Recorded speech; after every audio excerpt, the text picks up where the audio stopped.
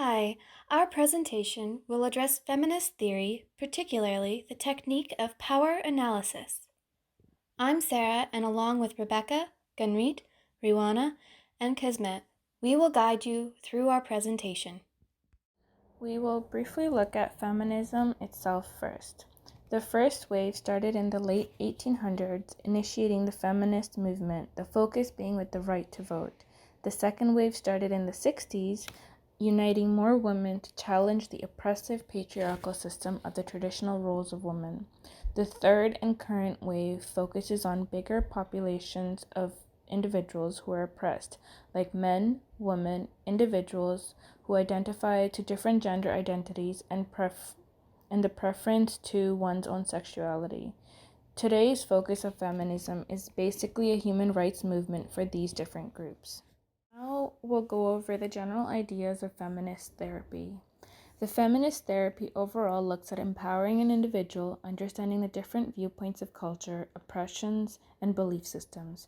The client learns what is socially acceptable and then comes to a middle point where they are comfortable from their own beliefs and viewpoints of life of where they stand. Feminist therapy does not have a set intervention method, but we have chosen to explore power analysis for our presentation. In the following slides, we will address key aspects about the technique of power analysis. We will answer who this technique can help, what this technique is, how this technique is used, and how it relates to feminist therapy. Who is power analysis for? Women and various other oppressed groups are included who are at risk of mental health issues due to psychological distress related to oppression, for example, the LGBTQ community. It's not strictly for women, but for all gender identities. Men also suffer from gender constraints in terms of autonomy, strength, and competition, and it can help them understand how gender roles play a role in limiting them in various of ways, such as ability to express emotions. Some issues that may be addressed are intimacy, power hierarchy, emotionality, vulnerability, and the nurture of relationships. The technique of power analysis for feminist therapy includes women and various other oppressed groups who are at risk of mental health issues due to psychological distress related to oppression. For example, the LGBTQ community would be part of this. It's not strictly for women, but for all gender identities. So men are also included because they also suffer from gender constraints. In terms of autonomy, strength, and competition, and can help them understand how gender roles play a role in limiting them in various of ways, such as the ability to express emotions. Some issues that may be addressed include intimacy, power hierarchy, emotionality, vulnerability, and the nurture of relationships. Something we've been trying to emphasize throughout this presentation is that feminist therapy is not just for women. Everyone is affected by patriarchy, whether they are in a privileged or devalued position. It can still cause psychological harm. Thus, power analysis, like feminist therapy more broadly, can be a beneficial exercise for diverse clientele. It focuses on helping the client understand how patriarchy has influenced their lives and shaped society. Clients learn how to tap into their own source of power and learn how to see and appreciate themselves as human beings outside of the social context of patriarchy. Power analysis is empowering, educational, and focused on self-acceptance. Pam Beasley is a 28-year-old woman. Although she dreams of being an artist, she works as a receptionist at Dunder Mifflin Paper Company. Pam's presenting concern is the way that she is treated at work and the impact that this treatment has on her life and well-being. Pam's male coworkers and her boss, Michael Scott, often objectify Pam, make misogynistic comments, and sexually harass her. She feels powerless and uncomfortable in her workplace, and this stress is something she carries home with her at the end of the workday. Hi, Pam. As mentioned in our last session, everything we say will remain confidential, with the few limitations we addressed earlier. How are you doing? I'm doing okay. Feeling a little bit better after our first session. I'm glad to hear that. So, last session we were discussing your reasons for starting therapy. and you shared with me that you have been experiencing a lot of stress at work, which you feel has had an impact on your emotional well-being. Towards the end of that session, you indicated that you wanted to talk more about this. How has this week been for you? It's been challenging. I had a couple incidents at work this week that made me feel really uncomfortable. As I mentioned before, I'm finding it harder and harder to separate my job from my personal life. It feels like I'm absorbing all of the unpleasantness I experience at work and taking it home with me every day. I just want to be able to enjoy my time off and have some fun again. Could you explain a bit more about these incidents? So, over the weekend, I decided to treat myself to some new clothes. On Monday, I wore my new shirt, and at first I felt really good about it. Some of my coworkers told me I looked nice, just innocent compliments like that. Then one of the older men I work with came over to my desk and just stared at me. I'm just looking. Please It go made back to me your feel desk. ashamed and self-conscious. I had to put a sweater on to feel comfortable again. I think the most frustrating part was that he acted as though he had permission to look at me in that way. Nobody made him feel embarrassed or guilty, even though he did something wrong. At the end of the day, I was the only one forced to feel those things. Of entitlement or permission to stare at you, and that he was not faced with any consequences for doing so. Why do you think this is the case? It's like he thinks I wore that shirt for him. Now I have to second guess everything I wear to work. And to answer your question, I think his behavior has a lot to do with our boss. He kind of sets up an environment for that type of behavior. I remember one time, his friend came into our office and told this awful story to everyone. He said that one of our CEOs resigned due to allegations of sexual harassment from his secretary. You don't know? Oh, okay, check this out. All right. What? So here's the story. Yeah? So Randall is nailing his secretary, right? And she's totally incompetent. Really? Here we go. Buckle up and go to be a bumpy one. We're talking blonde incompetent, Oh, right? yeah. Like 10 words a minute, talking.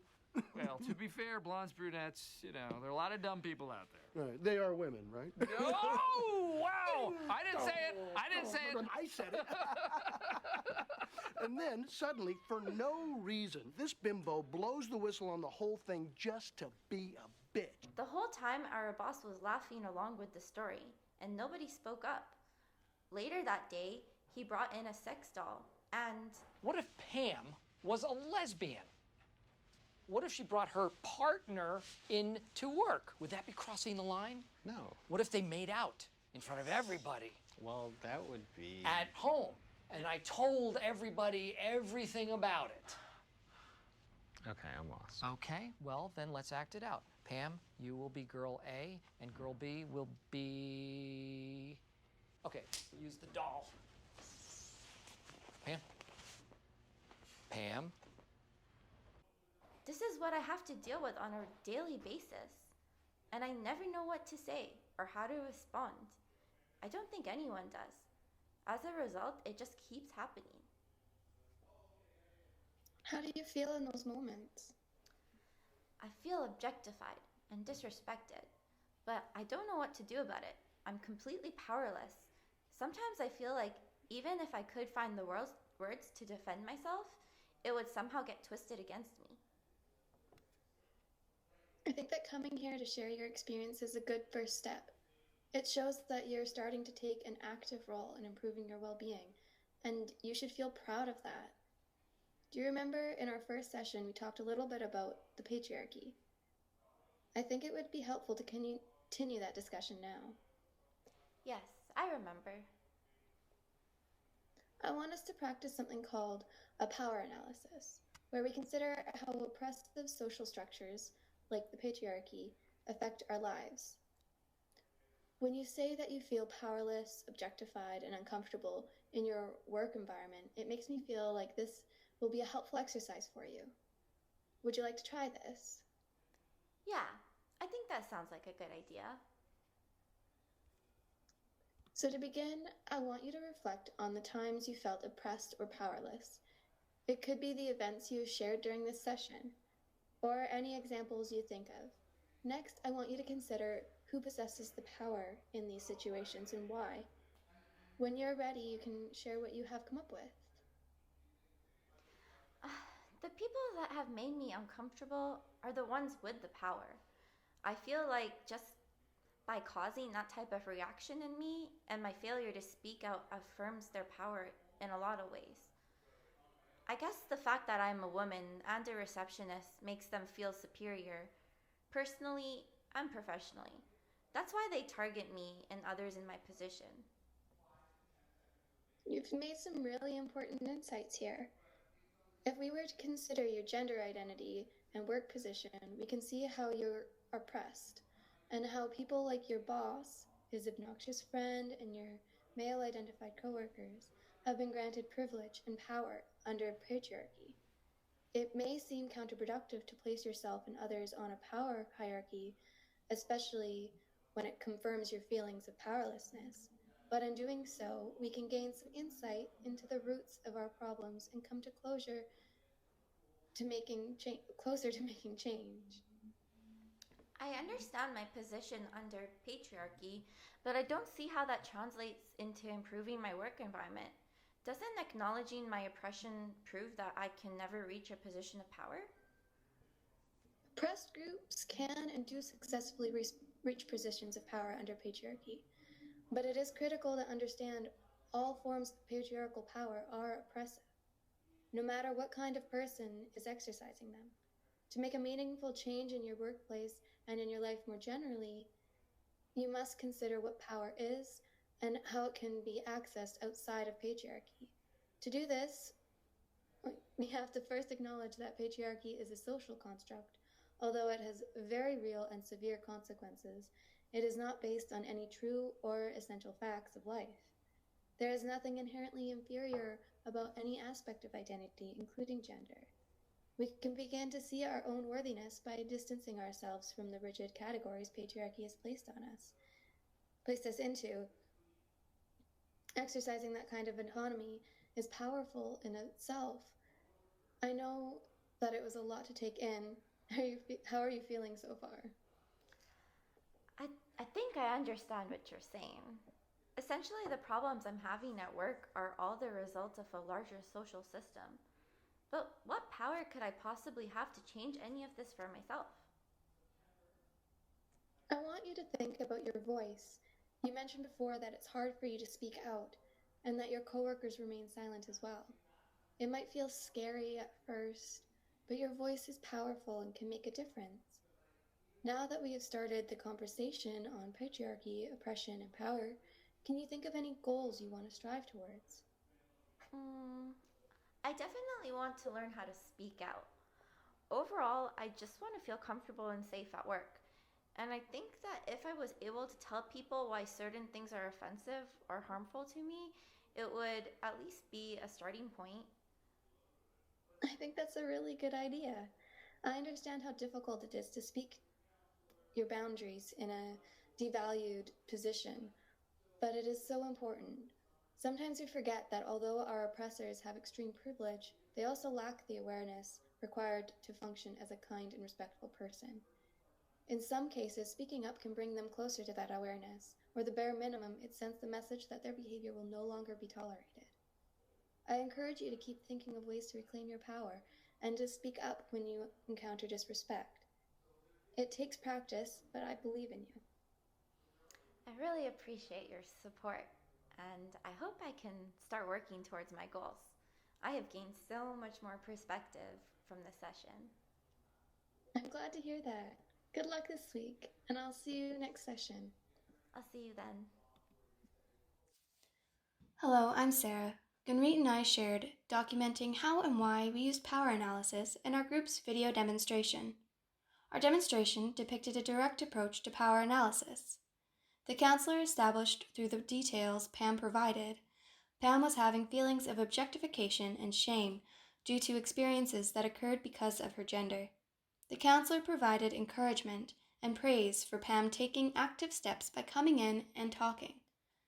The counselor mentioned in their prior session patriarchy was discussed, which demonstrates These conversations occur regularly over time. The counselor offers Pam an explanation on power analysis and offers Pam the choice to follow an exercise. The exercise Pam chose to try was thinking of who possesses the power in the situations she described. Pam felt objectified and shamed in those situations. The conclusion Pam came to by herself was that the person saying the comments to her held the most power, appearing superior to her on multiple levels. Her boss and male coworkers have privilege over her. Pam realizes and understands systemic social rules that are in place that oppress her and contribute to her issues at work is not based on truths of Pam's true worth. With the information, Pam understood she is not inferior and has a voice she can use, and felt empowered to set the goal to set boundaries and speak up. Pam understands addressing her issues at work will be a work in progress, and her goals will take time, and has understanding and clarity about her situation. The counselor provided Pam with choices and opportunities to think for herself. This assisted Pam to feel in control. What have we learned about power analysis? We have learned the technique of power analysis applies to any gender. Power analysis can help those who feel disempowered or oppressed due to systemic oppression and discrimination. It does not have to be only gender discrimination. Cultural or racial discrimination could occur as well. Power analysis is a tool used to help the client gain knowledge and understanding about the patriarchal societal and social biases or roles that have created an imbalance of power, resulting in a difference in their ability to achieve. Understanding their devalued position within society is not a reflection of their worth, but issues within an oppressive system, leaving them vulnerable due to reasons beyond their control. Power analysis encourages clients to develop confidence and set achievable goals that restore power. Power analysis complements feminist theory because feminist theory is about empowerment and power analysis is a tool used to help achieve that. Additionally, feminist theory is a person-centered approach. Power analysis also focuses on the person who is experiencing this imbalance of power, providing choice and control. Pam, from her presentation, experienced a power imbalance at work. The therapist and Pam discussed patriarchy. Pam analyzed the power dynamic between her and her coworkers. Pam gained the understanding and also gained confidence to make choices and set goals.